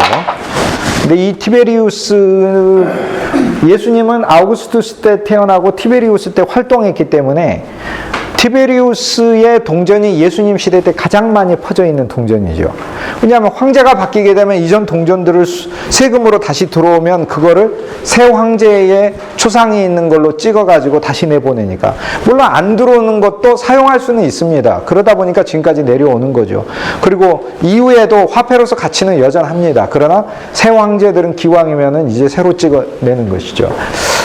그래서 이 티베리우스 황제인데 성경에 보면 이런 이야기가 있어요. 어떤 사람이 와서 카이사르에게, 그 로마 황제에게 세금을 바치는 게 가합니까? 이렇게 물어보니까 그때 예수님께서 뭐라고 얘기하시냐면은 아니, 먼저 너희에게 동전이 있느냐? 그런데 성경의 원문에 보면 이렇게 나와 있어요. 헬라어에. 너희에게 데나리온이 있느냐? 이렇게 얘기해요. 데나리온. 그러자 데나리온이 있습니다라고 보여줍니다. 그러니까 그 당시에 나온, 즉 로마 동전은 이전에 제가 보여드렸던 아까 그 투표 동전 또는 이 사빈의 병사들을 끌어들여서 배반한 로마 여인의 이런 수많은 동전들이 있지만 가장 보편적인 데나리온은 티베리우스 황제 시대 거죠. 왜냐하면 확률상으로 우리가 예를 들어 100원짜리를 마트에서 받으면 2010년대 이후 500원짜리나 100원짜리 가능성이 크지, 갑자기 동전을 이렇게 봤는데 1968년대 동전이 이럴 가능성은 드물기 때문에 그래요. 그래서 쉽게 얘기해서 예수님께서 너희에게 데나리온이 있느냐? 이렇게 얘기했을 때 있습니다라고 예수님 앞에 이렇게 보여줘요. 그럼 예수님 집지는 않아요. 예수님 돈 집지는 않습니다. 성경에 와 아주 신기하게. 그래서 예수님에게 보여준 동전은 둘 중에 하나예요. 하나는 아우구스투스 동전, 즉 저 동전이거나 아니면 그 당시 황제인 티베리우스 동전이거나 그래요. 그런데 예수님은 30세에 사역을 했으니까 쉽게 얘기해서 AD 27년이나 30년경 정도의 활동을 하셨으니까 그때의 데나리온은 하루 일당 은화는 아우구스투스 거보다는 티베리우스의 확률이 10배는 더 많습니다. 그러므로 이 티베리우스 황제 때의 이 동전을 예수님의 동전이다 이렇게 불러요. 영어로는 tribute pen이다. 세금, 예수님이 말씀하신 세금 주화다라는 이름으로 부릅니다. 여기 동전에 보면 이 T가 티베리우스란 말이고 카이사르 가문의 티베리우스 동전이다 이런 얘기예요. 아우구스투스 TV, 신성한 아우구스투스의 아들이다라는 말이에요. 신성한 아우구스투스의 티베리우스 카이사르라는 거고, 뒤에 있는 이 여인이 바로 양어머니 아우구스투스의 아내인 리비아입니다.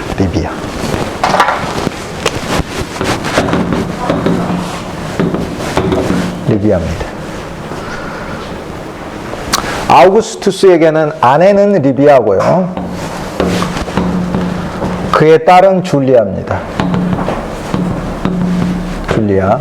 근데 리비아가 낳은 딸은 아니에요. 아우구스투스는 아내가 셋이 있었는데 이거는 첫 번째 아내에게 난 딸이었어요. 그래서 이 둘이 줄리아의 아들들이고, 이 여인은 아우구스투스의 아내이며 티베리우스의 양어머니인 리비아입니다. 아우구스투스가 14년에 죽고 나서 얼마 되지 않아 리비아도 세상을 떠나게 되는데, 이 리비아도 로마 제국의 어머니로서, 국모로서 추앙을 받게 돼요. 그래서 이후의 동전에 많이 등장하게 됩니다. 그래서 로마의 안녕을 기원하고, 손에 뭐 종려나무 가지나 로마의 번성 이런 것들을 기원하면서, 또 통치권, 로마의 영원한 발전을 그런 기도하는 그런 여신의 모습으로 형상화돼서 이렇게 동전 뒷면에 새겨지게 됩니다. 그래서 예수님 시대 때의 이 동전, 이것을 티베리우스 황제 시대 때 데나리온이었을 가능성을 이렇게 크게 봐요. 그래서 많은 동전의 역사에서 동전 수집가들에게 제일 유명하고 제일 갖고 싶은 동전이 실은 티베리우스의 동전입니다. 다 동전의 가격이 비슷한데, 예수님이 말 한마디 언급한 것 때문에 역사에서 지금까지에 있어서는 이 동전의 가치가 귀하고, 보통 그 시대 때 있는 어떤 다른 황제의 데나리온하고도 가치가 현격하게 다릅니다. 저는 딱 한 개밖에 없어요. 근데 이것은 굉장히 퀄리티가 좋은 동전입니다. 예수님 시대 때의 이 티베리우스 황제의 동전. 근데 그때 있었던 동전이 티베리우스 황제의 동전이었기 때문에 진짜 이것이었을 가능성도 100만 분의 1 정도 확률이 가능성이 있어요.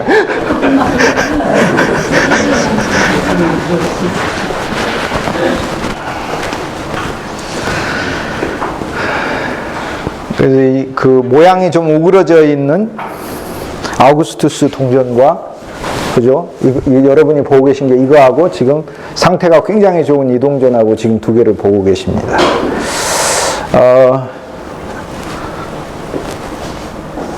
이 둘은 일찍 죽습니다. 그래서 아우구스투스의 손자임에도 불구하고 로마 제국의 제위를 이어받지 못해요. 일찍 죽기 때문에, 아우구스투스보다도 훨씬 더 먼저 죽기 때문에. 그러니까 아우구스투스는 양아들인 티베리우스를 제위에 올릴 수밖에 없어요.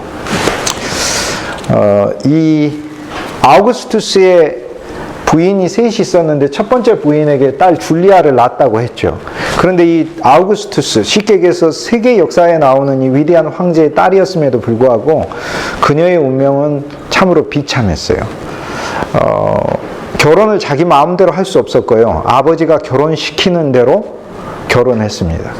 그래서 처음에 로마의 한 가문에게 아버지가 보냈는데, 이 딸 줄리아가 첫 번째 결혼해서 2년 살다가 남편이 죽습니다. 그러자 아우구스투스가 당시에 로마의 정계에 있어서 소위 아그리빠 장군이라고, 마쿠스 아그리빠 장군이라고, 당시 이 아우구스투스의 부하이면서 동료이고 동지이고 당시 로마의 군권을 가지고 있던 최고 실권자 중에 한 명이죠. 그 유명한 아그리빠 장군에게 자기 딸을 다시 시집을 보냅니다. 그래서 아그리빠 장군과 두 번째 결혼을 하게 됩니다. 그런데 그 아그리빠 장군이 또 죽게 되자 티베리우스에게 또 다시 시집가라고 합니다. 양아들로 삼으면서 이 후계자로 삼은 거죠. 그러면서 딸 줄리아를 티베리우스에게 시집을 보냅니다. 그런데 이 딸 줄리아가 아그리빠 장군, 즉 아우구스투스의 딸 줄리아가 아그리빠 장군하고 사이에서 자녀를 5명을 낳게 되는데, 그 5명의 자녀들 중에 소위 딸 하나가, 아그리피나라는 이름을 가진 딸 하나가 칼리큘라를 낳고 칼리큘라 황제의 어머니가 되는 거예요. 그러니까 티베리우스 다음에 칼리큘라가 황제가 되거든요. 그래서 이 딸 줄리아는 비운의 삶을 사는데, 그의 손자들, 증손자들은 이후에 로마의 황제가 돼요. 그래서 그의 가문이 나중에 이제 풀리게 됩니다. 그래서 우리가 딸 줄리아는 티베리우스 황제랑 결혼을 했는데 이것이 정략적인 결혼이었기 때문에 남편의 사랑을 뭐 받고 이러고 할 수도 없죠. 이미 결혼도 2번이나 했고. 그리고 티베리우스는 로마 황제의 후계자가 되는 조건이 뭐였냐면 이전에 있던 부인과 이혼하는 것이었거든요. 그리고 아우구스투스가 내 딸과 결혼해서 사위가 되라고 했고, 그러면 네가 후계자가 된다 했기 때문에 티베리우스 입장에서는 자기 부인을 사랑했음에도 불구하고 할 수 없이 정치적인 이 성공을 위해서 이 가정을 깨고 헤어지게 됩니다. 그래서 이제 두 부부가 결혼했지만 그런 결혼이 행복할 리가 없죠. 그리고 딸 줄리아 입장에서도 티베리우스 황제는 약간 좀 이렇게 인간성 자체가 좀 로마 황제에 있어서 가장 형편없는 황제 중에 한 명이거든요. 딸 줄리아가 티베리우스를 좋아하고 사랑할 리도 없는 거고. 그리고 이 두 부부 사이는 아주 멀어지게 됩니다. 그리고 이 줄리아는 티베리우스하고 이제 사실상 이제 별교 생활에 들어가면서 많은 남자들을 애인으로 두게 되는데, 그거를 나중에 아우구스투스가 알게 되고 딸 줄리아를 로마에서 내쫓아버립니다. 그래서 로마에서 쫓아버리면서 이때로부터 사실상 유폐당하게 되고요. 그러면서 AD 14년에 아우구스투스가 세상을 떠나고 티베리우스가 바로 황제가 됐잖아요. 바로 황제가 됐을 때 자기 부인인데 사실상 이혼 상태에 있는 거나 다름없는 거죠. 이 티베리우스는 아우구스투스의 딸 줄리아를 굶어 죽여요. 먹을 것을 주지 않고. 그래서 비운의 삶을 살아요. 그러나 아그리파 장군에게 나왔던 자녀 5을 통해서 로마 제국의 그 후손들이 계속해서 네로까지 이어집니다. 칼리굴라, 클라우디우스, 네로까지 그 황제들이 배출되게 되죠. 이 여인의 삶 자체가 굉장히 기구하다, 이렇게 얘기할 수 있어요. 그래서 이 여인의 두 아들이 아우구스투스 황제의 이 주화의 가장 유명하고 보편적인 주화인데 여기 등장합니다. 그런데 이 두 아들도, 즉 아우구스투스의 손자죠, 일찍 세상을 떠나게 되죠. 이 티베리우스에 의해서 아우구스투스는 그 죄가, 그 권자가 계승되게 되고, 그리고 티베리우스는 그의 양어머니인 리비아를 기념하게 됩니다. 이 줄리아는, 이것은 약간 좀 어려운 이야기일 수도 있는데 여러분이 들어두시면 알아두시면 괜찮을까 해서 제가 일부러 이야기를 해드려요. 우리가 흔히 할 때 AD, BC를 이렇게 나누잖아요. 이렇게 AD, BC. 이렇게 BC, 근데 BC는 Before Christ고 AD는 안노 도미니니까, 안노는 이제 도미니라는 말은 주님이라는, 그러니까 주님의 해에라는 뜻이니까 예수님 시대 이후라는 말이죠. 예수님 시대로부터, 예수님 시대 안에서라는 말이에요. 그러니까 AD는 그리스도의 시대 안에서라는 말이고, BC는 그리스도가 오시기 전이에요. 근데 역사를 로마 제국 시대 때는 황제로부터 1년, 2년, 3년, 4년 이렇게 했어요. 그러니까 티베리우스가 황제 되면 올해 티베리우스 1년, 티베리우스 2년, 티베리우스 3년 이렇게. 칼리큘라가 황제가 되면 해가 새로 시작돼요. 칼리큘라 1년, 칼리큘라 2년, 칼리큘라 3년, 칼리큘라 4년, 칼리큘라 5년 하고 딱 황제에서 이런 식으로. 그 다음 클라우디우스 1년. 이게 당시에 역사를 매기는 방법이었어요. 그러다가 나중에 이제 기독교 제국이 다 되게 되죠. 로마 제국 기독교 제국이 되죠. 그러면서 수도사가 한 명이 나오게 되는데, 디오니소스, 이건 조금 어려운 얘기긴 한데, 디오니소스 엑시구스라는 수도사가 이전에 있는 로마 황제들의 연한을 다 계산을 해가지고 예수님이 언제 태어나셨는가를 정한 다음 그 해가 바로 525년째다, 그렇게 부르기 시작을 하면서 역사를 그리스도 예수의 탄생으로부터 BC AD를 그때 나누기 시작했어요. 그래서 사실상 그리스도 예수께서는 12월 25일 날 BC 1년 12월 25일 날 태어나시고 8일째 되는 날 할례를 받으시는데 그게 1월 1일이죠. 그게 AD 1년 1월 1일이죠. 이걸 새해로 삼습니다. 이렇게 해서 새해로 삼아요. 새해로 삼는데 이렇게 해서 1600년 동안 인류는 그리스도 예수가 탄생한 날이 AD 1월 1일이라 이렇게 알려져 있었어요. 알려져 있었는데 오늘날 가끔 책을 보면 예수님이 언제 탄생했느냐, BC 4년, BC 6년 이렇게 이야기하는 사람들이 있습니다. 그런데 예수님이 BC 4년, BC AD 1년 1월 1일 날 탄생하신 게 아니고 BC 4년, BC 6년에 탄생했다고 주장하는 학자가 1600년대에 한 명 등장합니다. 시슬리가라는 폴란드 학자가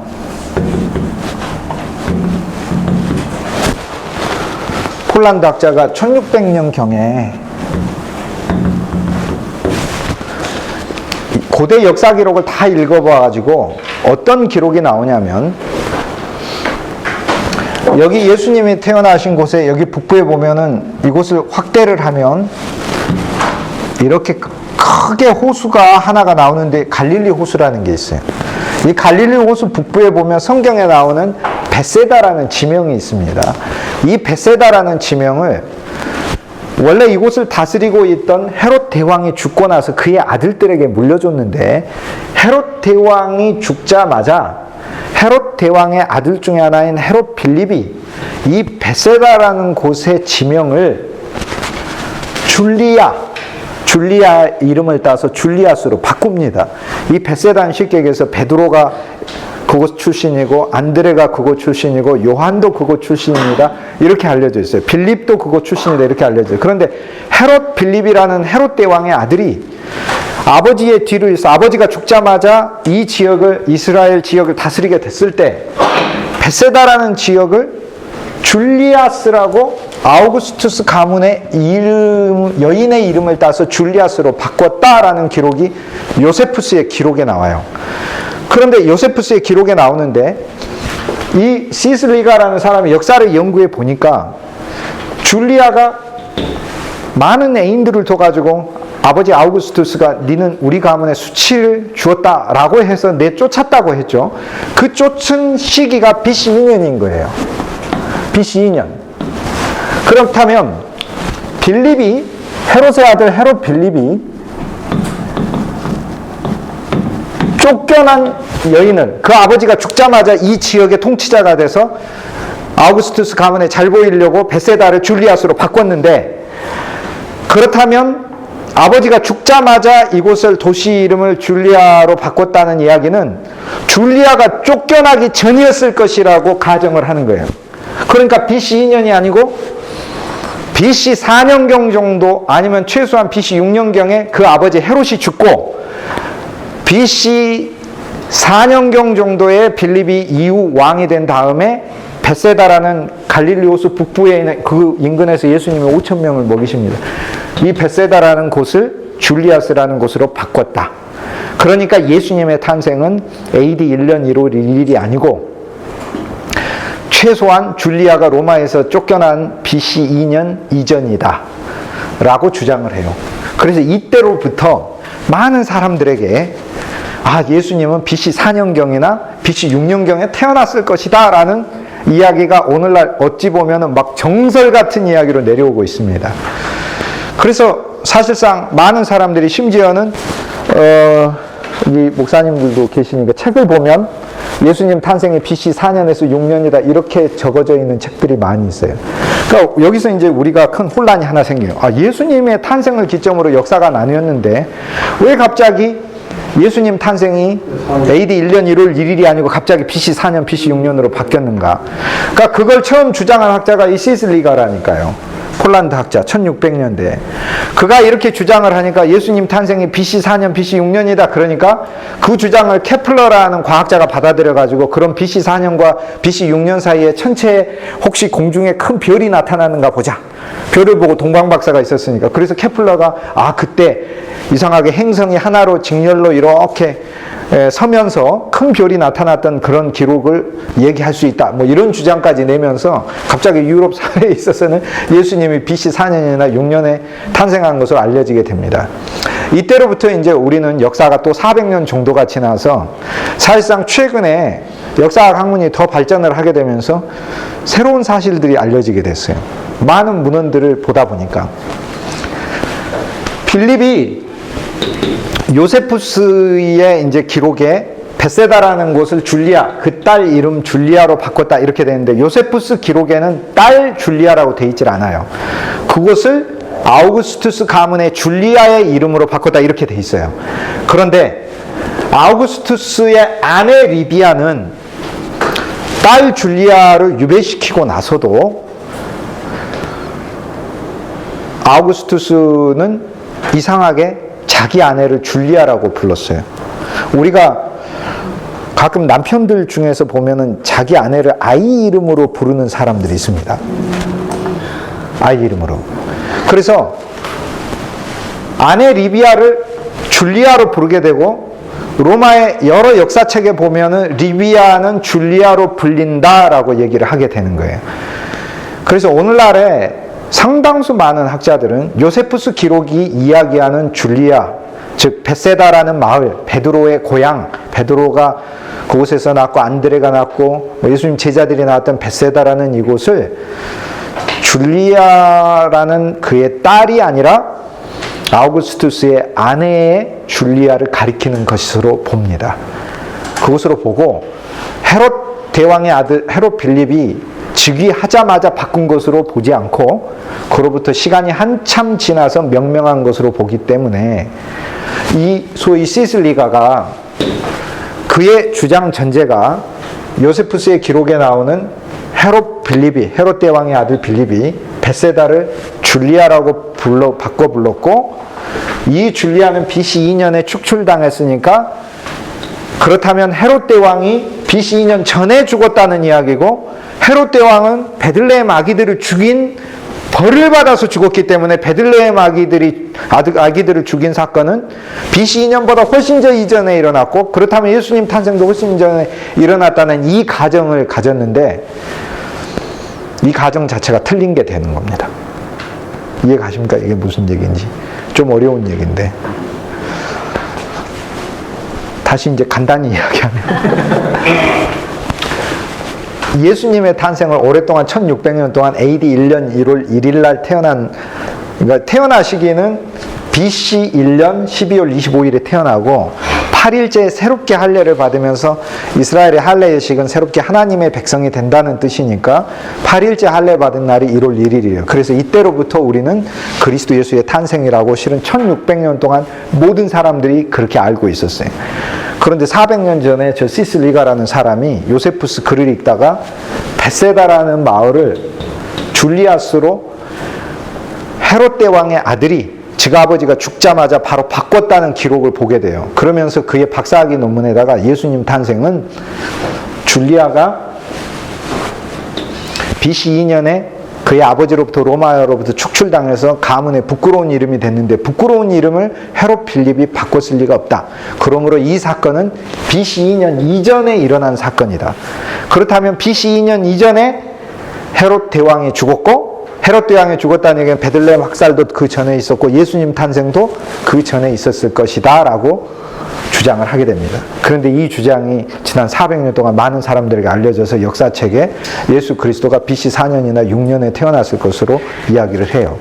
그런데 오늘날 또 새로운 역사 기록들을 보면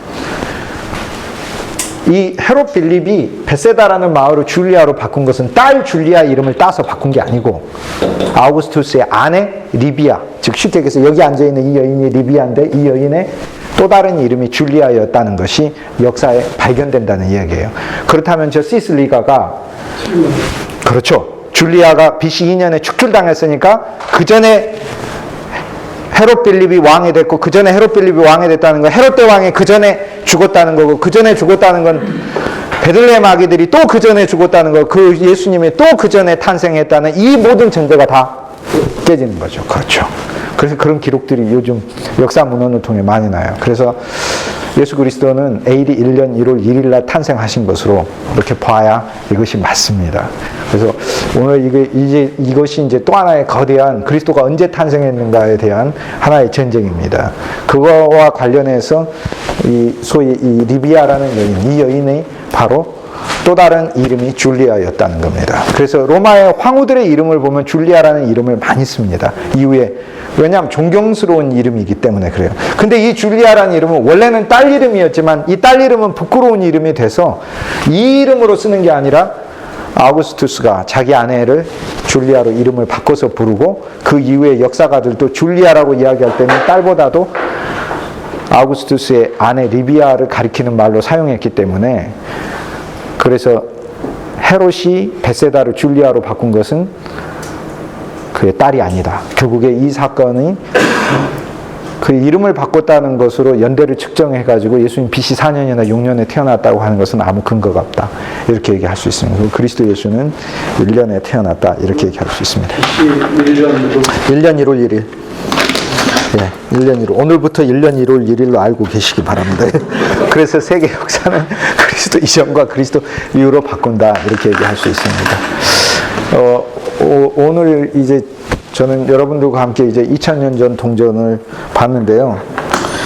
제 손에 들어오기까지 2000년이 흘렀고, 제가 또 죽기 전에 또 누군가에게 또 건네지지 않겠습니까? 이렇게 해서 계속해서 이야기들이 계속해서 흘러가도록 하고 그러겠죠.